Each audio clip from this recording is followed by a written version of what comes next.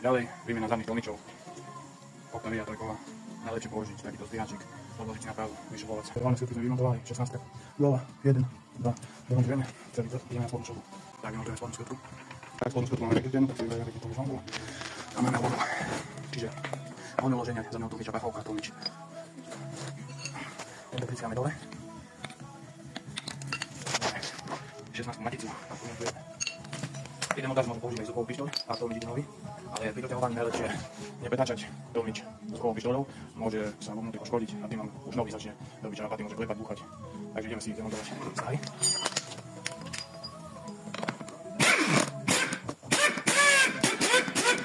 Tak nasadíme si nohy dole zovnútra, do hlavného uloženia, a tlmič dáme pachovku, hlavné uloženie s palázom. Čiže tak, ako som spomínal, novú skrutku na nový tlmič je najlepšie dotiahnuť kľúčom, nie zvukovou pištoľou, pretože tlmič sa vnútri môže poškodiť pri pretočení. Tak, tlmič máme nové. Je to vymenené. Kľudne, ak sa chcete zapojiť do nejakých súťaží a podobné videá na montáž, demontáž, podobný postup na úpravu aut, prípadne poráda odpoveď na vaše otázky ohľadom aut, nájdete na www.profile link. Tak sa vás teším. Ďalej, výmena zadných tlmičov. Octavia trojková. Najlepšie použiť takýto zdvíhačik. Odložiť na právu, vyššiu volec. Hlavné skrutky sme vymontovali, 16. Dole, 1, 2, demontujeme celý to, ideme na spodnú šobu. Tak vymontujeme spodnú skrutku. Tak spodnú skrutku máme rekrytenú, tak si vybereme rekrytenú žongu. A máme oboru. Čiže hlavné uloženie zadného tlmiča, pachovka, tlmič. Tento priciame dole. 16 maticu.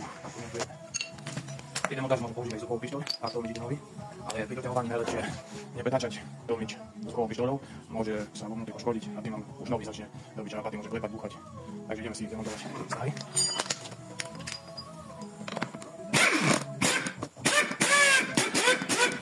Tak nasadíme si nohy dole zovnútra, do hlavného uloženia, a tlmič dáme pachovku, hlavné uloženie s palázom. Čiže tak, ako som spomínal, novú skrutku na nový tlmič je najlepšie dotiahnuť kľúčom, nie zvukovou pištoľou, pretože tlmič sa vnútri môže poškodiť pri pretočení. Tak, tlmič máme nové. Je to vymenené.